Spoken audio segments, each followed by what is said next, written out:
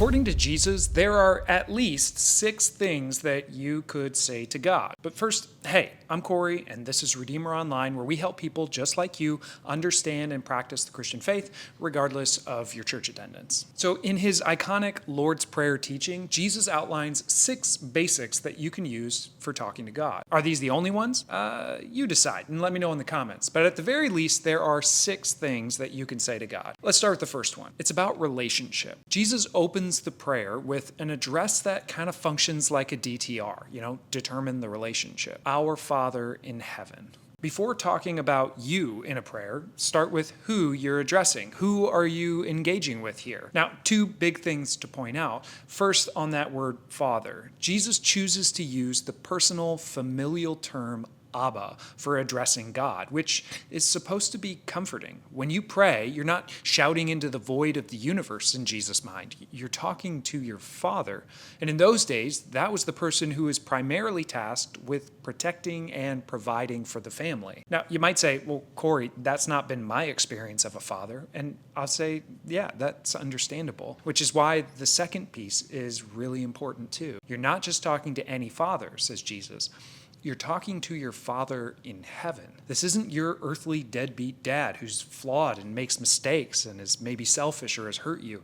You're talking to a perfect Father. Now, you may argue with Jesus about that point, whether or not God is or isn't a perfect Father, but I think that's for a different video. The point here is that the first of 6 things that you can say to God, according to Jesus, is about determining the relationship. Start with who you're talking to. The second is about perspective. It's a funny phrase that Jesus uses next, hallowed be your name. We don't really hallow things, right? So what does it mean to hallow something? Well, some might say this is all about worship, and there's a sense in which that's kind of true, but I think it's mostly about perspective.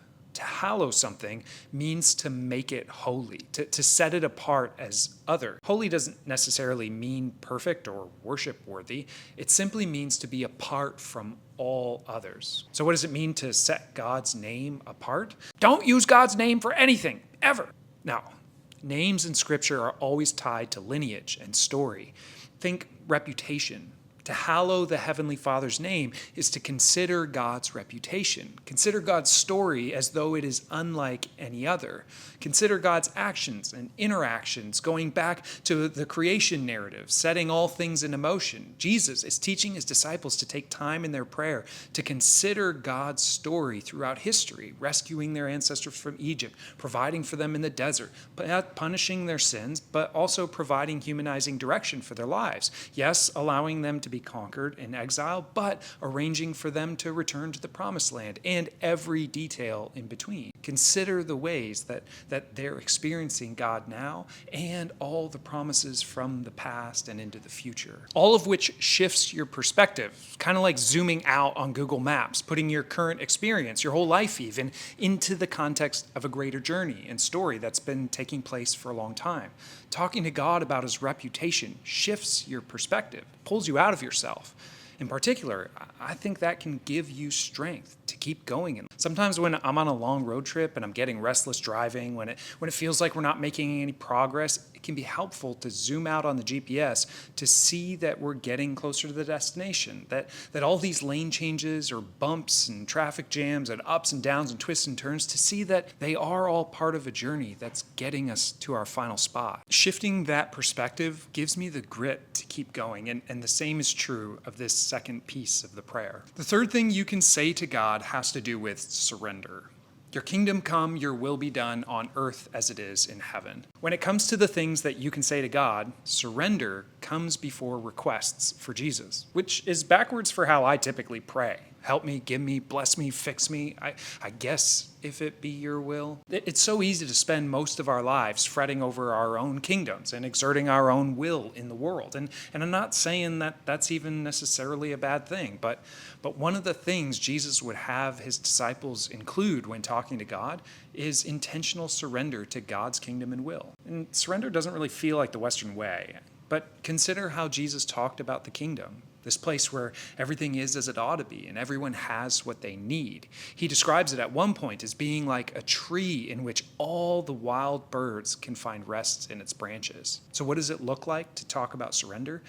Well, you can say, your kingdom come and your will be done, but I think it also requires taking time to examine my own aspirations and talk to God about those. Where are they aligned with God's kingdom and will, and where are they maybe out of plumb? The fourth thing to talk to God about is probably one that we all think of when we think of prayer, and that's dependence. It's about asking for things. It's interesting what Jesus thinks we should ask for, though, and how. Give us this day our daily bread. A couple of things that are worth noting here. One is the amount. Jesus doesn't have us asking for big home run swing type prayers here. It's not for mansions and fancy cars or a lot of wealth. It's simply for daily bread. It echoes the ancient proverb, give me neither poverty nor riches, but give me only my daily bread. Otherwise, I may have too much and disown you and say, who is the Lord? Or I may become poor and steal and so dishonor the name of my God. The other thing that's interesting when you compare it to that ancient proverb is the shift in pronouns here. Proverb is a personal prayer, right? But Jesus makes it a communal prayer. Give us our daily bread. When I talk to God about my dependence on Him for things, I'm not just asking on behalf of me. I'm asking on behalf of everybody else too. And much like the perspective shifting prayer, this conversation kind of pulls me out of myself for a moment. Saying us and our can start to orient me toward the daily needs of others, just as much as my own. Martin Luther, a theologian, when he wrote about this petition, he pointed out that when we ask God to meet our need for daily bread, we're simultaneously raising our hand to volunteer, to be God's answer to somebody else's prayer for daily bread. Yes, says Jesus, talk to God about what you need, but also allow that conversation to move you towards others. The fifth thing Jesus would have you talk to God about revolves around confession and forgiveness. But I think it's interesting that Jesus immediately again ties our relationship to God directly to our relationship with others. Forgive us our sins as we also have forgiven those who have sinned against us. As a famous theologian once said, you cannot enter into forgiveness without ducking through the low door of humility. In other words, the one who resists confession and acknowledging his or her own need for forgiveness is the one who lacks a humble heart. And if you lack a humble heart before God, your relationships are going to suffer. I mean, in order to show grace towards others, to forgive others, you must have some level of humility and self-awareness. You need to see your own need for grace and forgiveness. If you're completely unaware of your own need for it, you're going to struggle to show it to others and live in relationship with them. Forgiveness is necessary for any relationship to flourish and be healthy. I had a conversation with my grandfather about this once. I asked him about how he and my grandmother, who were at the time celebrating 60 years of marriage, how in the world did they make their marriage last so long, especially in our day and age? And he told me that you have to learn to say two things over and over again. I'm sorry, and I forgive you.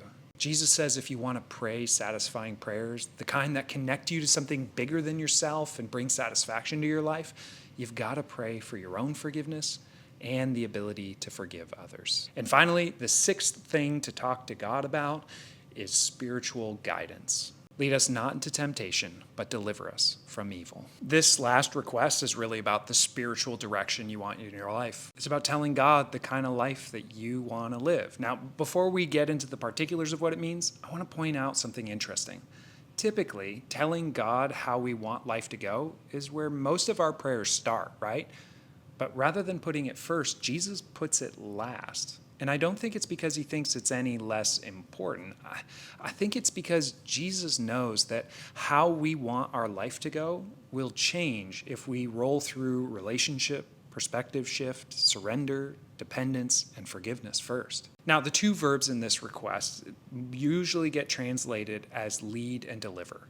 But a more direct translation gives a bit of a grittier picture. The verbs are actually do not carry or bring me into the trial or the testing and drag me away from evil. The prayer is about staying the course and being rescued when I veer from it, even if that rescuing is dragging me by the collar of my shirt. In all six of these topics, Jesus is teaching his followers how to pray satisfying prayers. First, consider the one you're talking to. Consider his unique reputation through all history. Spend some time there. And then bow your will to his will, your kingdom to his kingdom. And then in light of that, tell him what you need. Tell him what you need physically, relationally, and spiritually. For me, it's as though Jesus is saying, hey, God cares about your moment-to-moment experience of life. So tell him what you need, not luxury, but necessity. And allow your requests to be shaped by God's will in that tree of rest-like final destination of the story. And I promise you, when you pray this way, when you stop trying to get God to do the things you think God should do, when you go into your room, close the door, and invest in the communication of a personal relationship with your Heavenly Father, you will be satisfied. Thanks for watching. Hit subscribe if you like this video. Join the email list using the link in the description if you really liked it so that you don't miss out on anything else we're doing here in the future. And if you want personalized, customized help with your faith journey, if you're looking for a place to talk through questions, a non-judgmental space to express your doubts or spiritual wonderings, throw a wave emoji in the comments. I'd love to connect with you. I'm happy to offer completely free spiritual coaching and discipleship to anybody who wants it. And if I missed anything in this video that you think is worth sharing, throw it in the comments. I'd love to hear from you. Thanks for watching, and we'll see you next time.